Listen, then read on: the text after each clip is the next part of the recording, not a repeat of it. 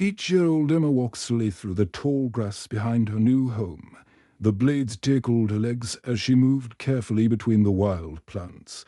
Her mother, Helen, was inside the old house, unpacking cardboard boxes and trying to make their new place feel like home. They had moved to this cottage in the quiet English countryside after Emma's father passed away 6 months ago. Everything still felt strange and sad. Emma looked round the forgotten garden.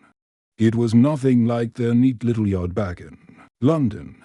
Here, rose bushes grew wild and free, their long branches reaching out like arms.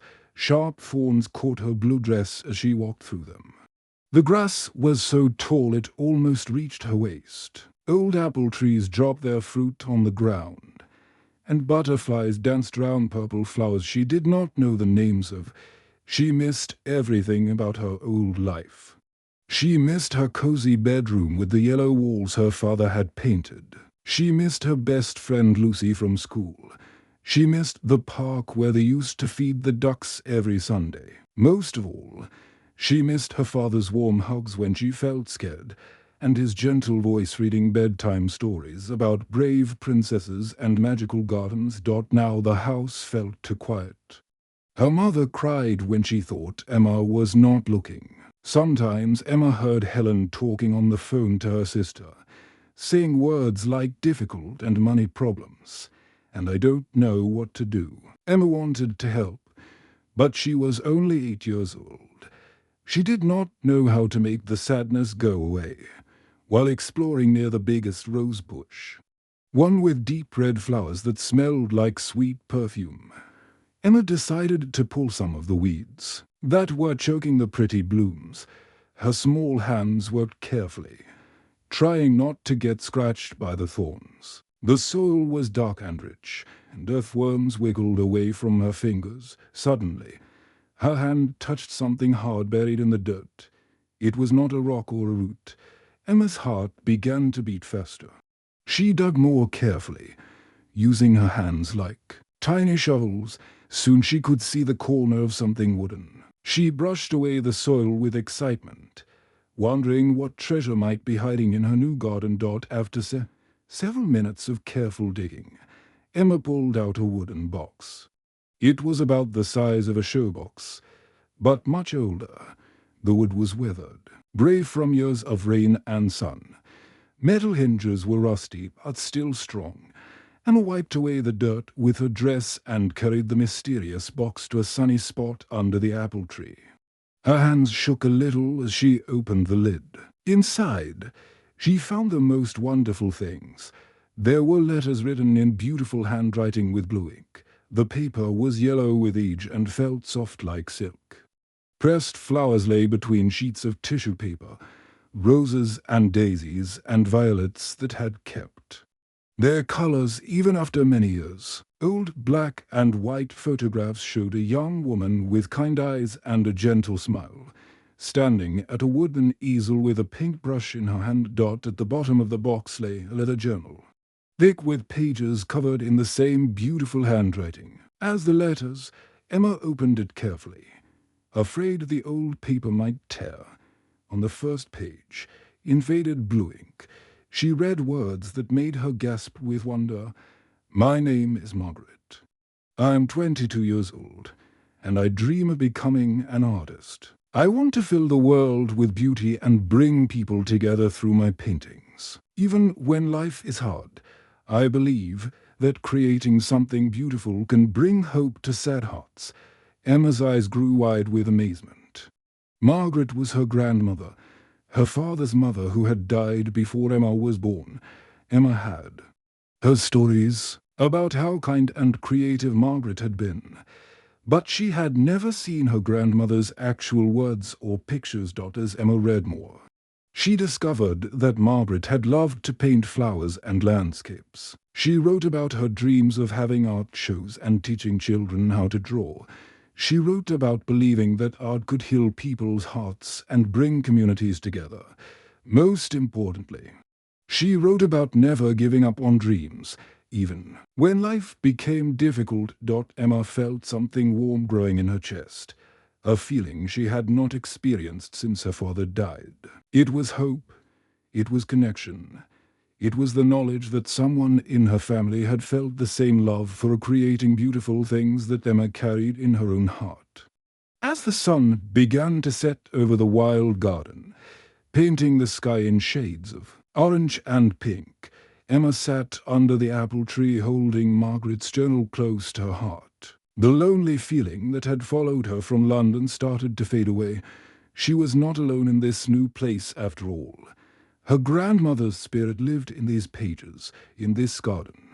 And somehow in Emma's own artistic dreams, she could almost feel Margaret's presence beside her, encouraging her to be brave and to keep creating. No matter how sad or scared she might feel, Emma smiled for the first time in weeks, knowing that tomorrow she would explore more of her grandmother's beautiful words and maybe even start drawing again herself. Emma spent every afternoon reading her grandmother Margaret's journal. She would sit in the wild garden under the old apple tree, turning the delicate pages with careful fingers.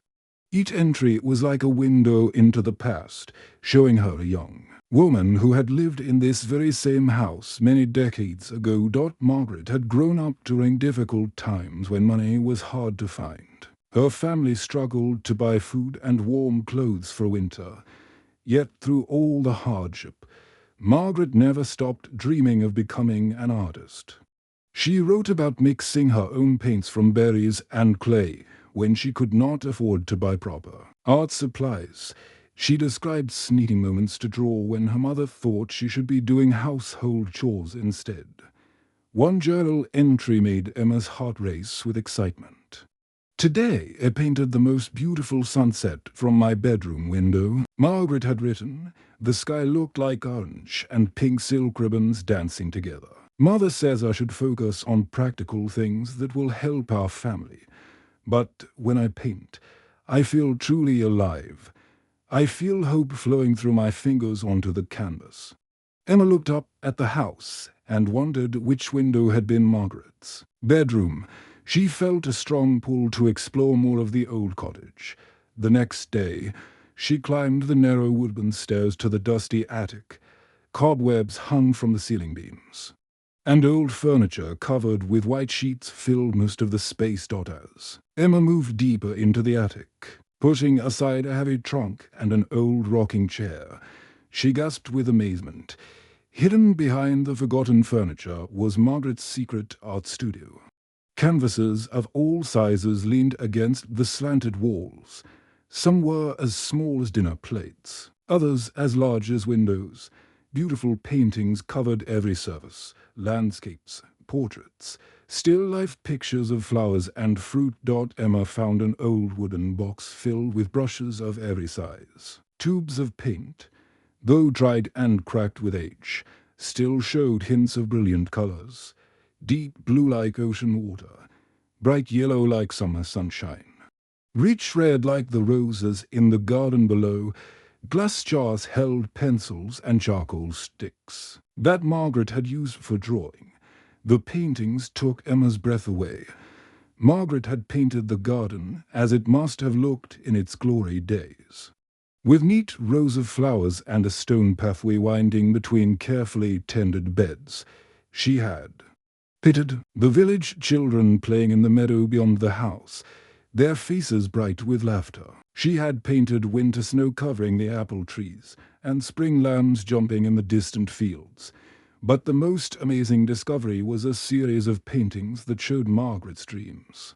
She had painted herself teaching art to groups of children. She had painted community gatherings where people shared their creative work. She had painted a world where beauty and art brought people together in friendship and joy. Emma realized with sadness that Margaret had hidden all these wonderful paintings away when life became difficult. The journal entries from later years showed that Margaret had to give up her art to work and care for her growing family. She had packed away her brushes and paints, believing her dreams were too selfish when others needed her help.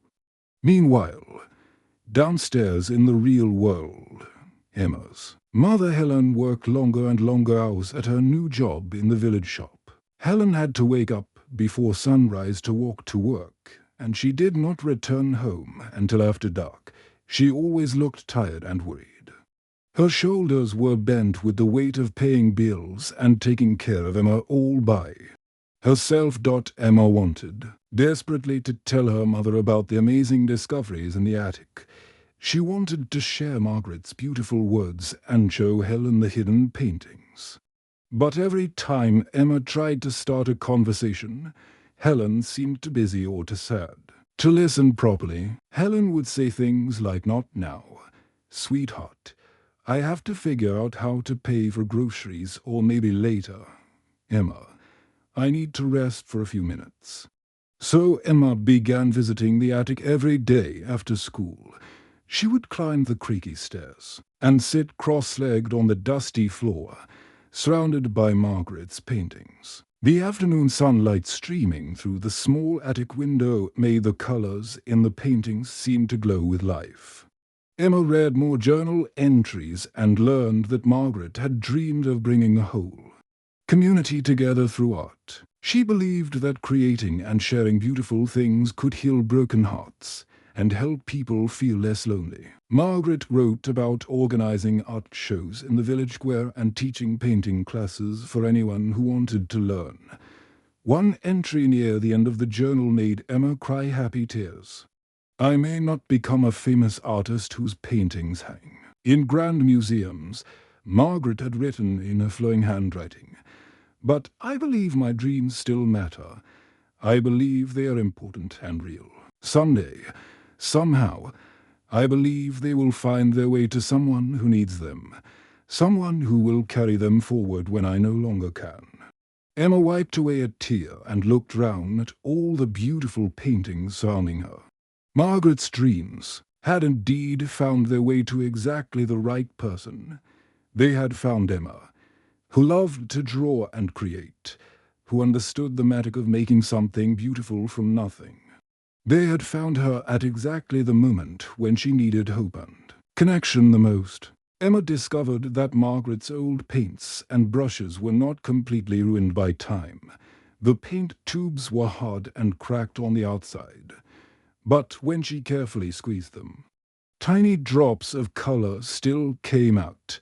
The brushes were stiff and dusty, but after soaking them in a jar of warm water from the kitchen tap, the bristles became soft and flexible again. She set up her own little painting corner in Margaret's secret attic studio. An old wooden stool became her chair, and she used a sturdy cardboard box as a table for her paints and water jar. The afternoon light coming through the small attic window was perfect for painting, just as it must have been for Margaret all those years ago. Emma's first painting was special and important to her heart. She painted her father exactly as she remembered him, with kind brown eyes that crinkled when he smiled, messy dark hair that stuck up in the morning, and the gentle expression he wore when he read her bedtime stories. She used warm yellows and soft browns for his face, and painted tiny white highlights in his eyes to make them look alive and loving. As Emma mixed the colors and moved her brush across the canvas, something magical happened. Instead of feeling sad about missing her father, she began to remember all the happy times they had shared together. She remembered him teaching her to ride her bicycle in the park. She remembered him making funny faces to cheer her up when she skinned her knee. She remembered him singing silly songs while they baked cookies on rainy afternoons. The colors on the canvas seemed to bring back joy instead of sorrow. Painting felt like having a conversation with her father's memory, like keeping the best parts of him alive in her heart and on the canvas. Emma also began working in the neglected garden outside. She started small, clearing weeds from around the biggest rose bush where she had found Margaret's treasure box. The work was harder than she expected. Her hands got dirty and scratched from thorns. Her back ached from bending over to pull stubborn dandelions, but seeing each flower bed become neat and beautiful again filled her with pride and purpose. She planted new flower seeds that she bought with her small allowance money from the village shop. She watered the existing plants that had been struggling without care. She found old garden tools in a shed behind the house and used them to dig neat borders round the flower beds. Soon, elderly neighbors began stopping to watch Emma's progress. Mrs. Rose, who lived in the cottage next door, was the first to notice. She was a plump, cheerful woman with silver hair and a warm smile. One hot afternoon, she brought Emma a tall glass of fresh lemonade with ice cubes clinking against the sides.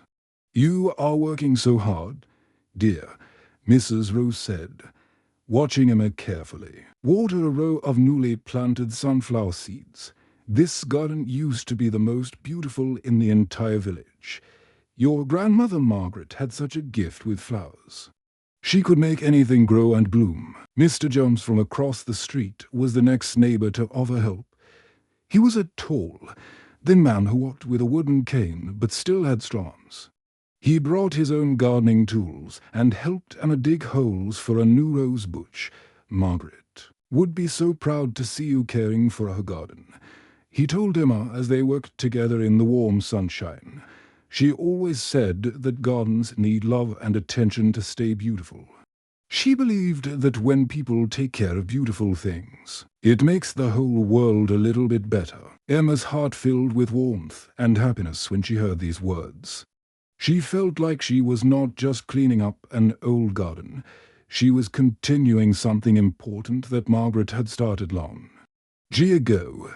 She was bringing people together through beauty, just as Margaret had dreamed of doing.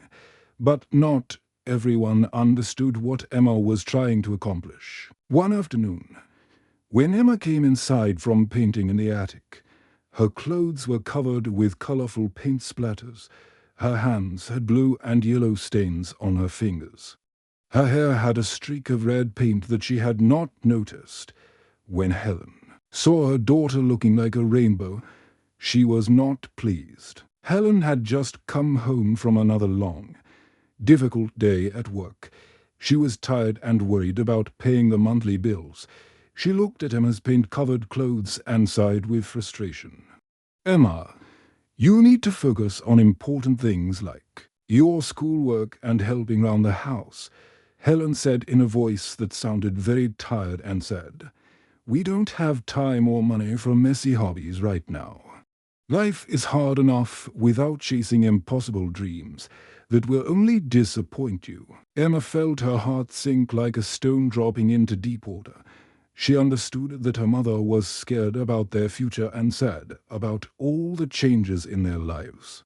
But Margaret's journal had taught Emma something different about dreams. The journal showed her that dreams were not silly wastes of time. Dreams were what kept people strong and hopeful when life became difficult. That night, after Helen had fallen asleep, Emma climbed quietly to the attic. She opened Margaret's leather journal to the first blank page she could find. Using a pencil, she wrote her very first entry. "Dear Grandmother Margaret, I found your dreams today buried in our garden. I promise with all my heart to keep them alive and growing. Love, Emma." One grey morning in early autumn, Helen sat Emma down at the small kitchen table. Her mother's face looked more serious than Emma had ever seen it before. Helen's hands shook slightly as she poured herself a cup of tea that had grown cold while she practiced what she needed to say. "Emma, we need to talk about something important," Helen said softly, her voice barely louder than a whisper. "I found a better job in London. One that pays more money. But it means we need to move to a smaller flat in the city. I can't afford to keep paying for this big old house anymore." Emma felt like someone had just poured ice water over her head. Her whole body went cold with shock and fear. Moving back to the city meant leaving everything that had become precious to her. It meant abandoning the wild garden that she had worked so hard to restore. It meant saying goodbye to the secret attic studio where she painted every afternoon. Most importantly, It meant leaving behind all of Margaret's beautiful paintings and the magical connection she felt to her grandmother. "But this is our real home now," Emma said, and tears began flowing down her cheeks like small rivers. "All of Grandmother Margaret's paintings are here in the attic. The garden with our flowers is here. Mrs. Rose and Mr. James and all our new friends are here. We belong in this place." Helen reached across the table and pulled Emma into a tight, warm hug. She was crying too, and Emma could feel her mother's tears dripping onto the top of her head. "I'm so sorry, sweetheart," Helen whispered. "I wish things could be different. But sometimes in life we have to give up what we love most in order to survive. Sometimes there are no other choices." Emma buried her face in her mother's shoulder and sobbed. She felt like her heart was breaking into 1,000 tiny pieces. How could she explain to her mother that this house was not just a building? It was where she had discovered who she really was. It was where she had found her purpose and her connection to her family's history. The following week brought even worse news. A tall man in an expensive grey suit came walking through the neighborhood, carrying a clipboard and measuring tape. He knocked on doors and peered into windows, writing notes about each house he visited. Mrs. Rose invited Emma to watch from her front window as the man examined their cottage. "He's a property developer," Mrs. Rose explained with worried lines, creasing her forehead.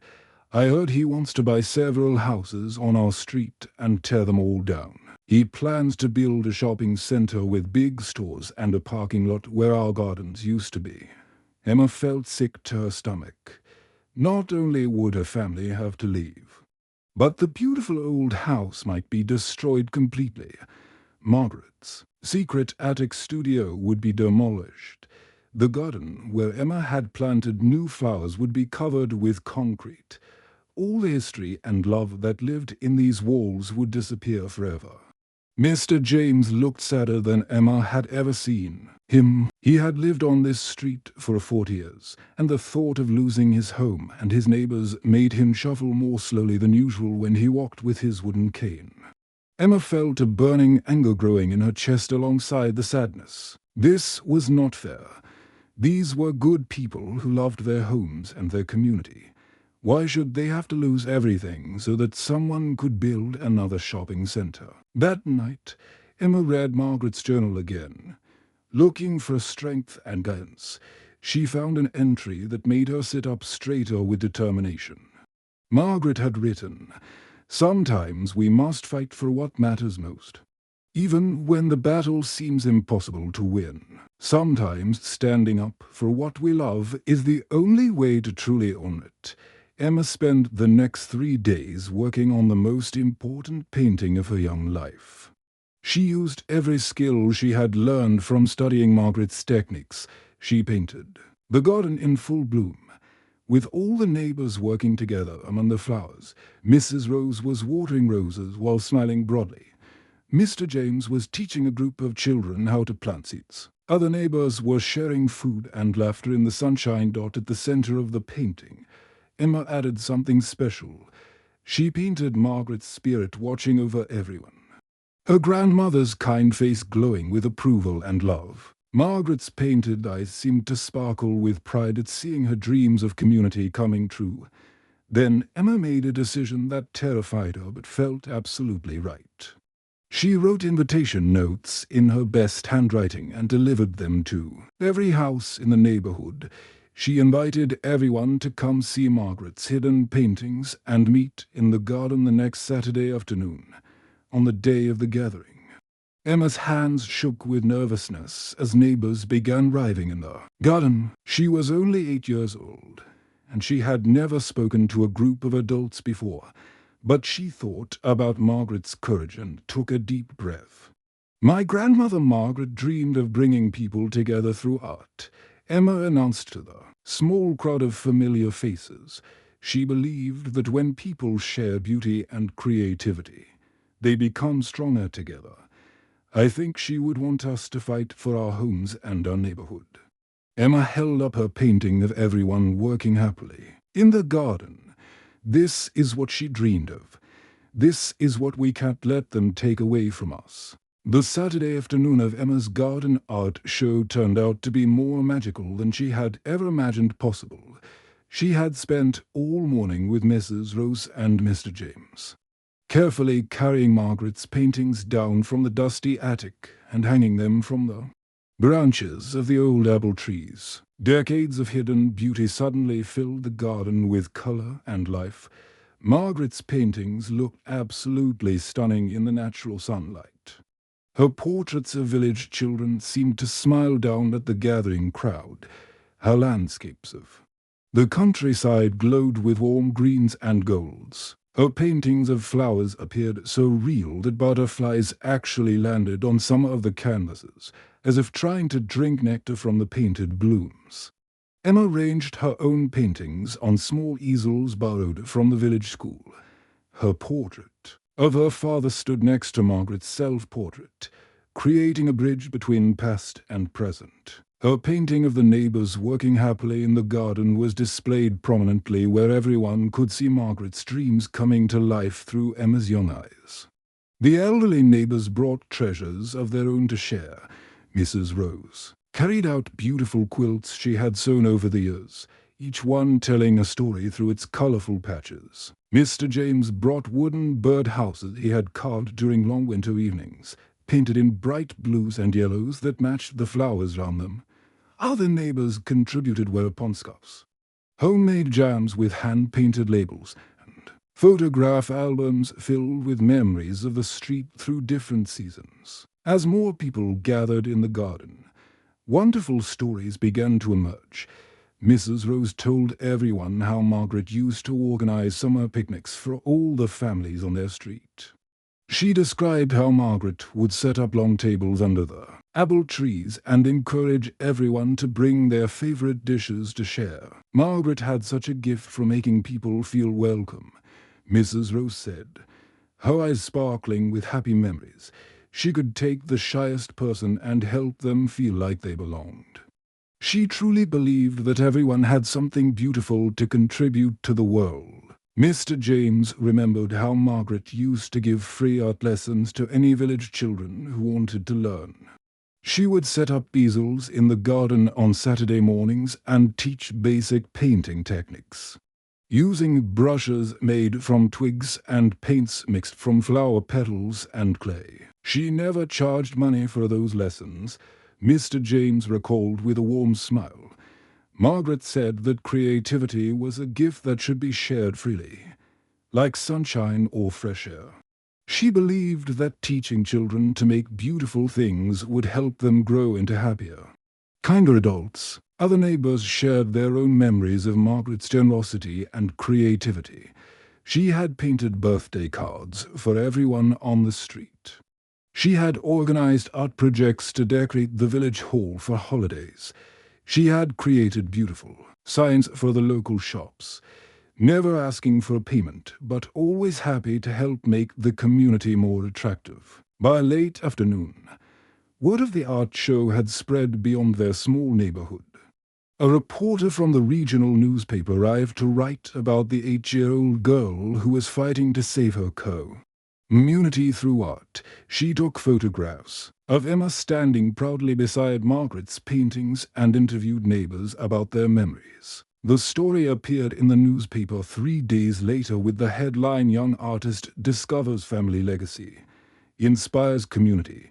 Soon, people from other villages began arriving to see Margaret's rediscovered masterpieces and to support Emma's cause. They brought small donations and signed a petition asking the property developer to reconsider his plans. Helen stood at the edge of the garden, watching in amazement as her daughter brought an entire community together through courage and creativity. That evening, after all the visitors had gone home, Helen finally sat down to read Margaret's complete journal from beginning to end.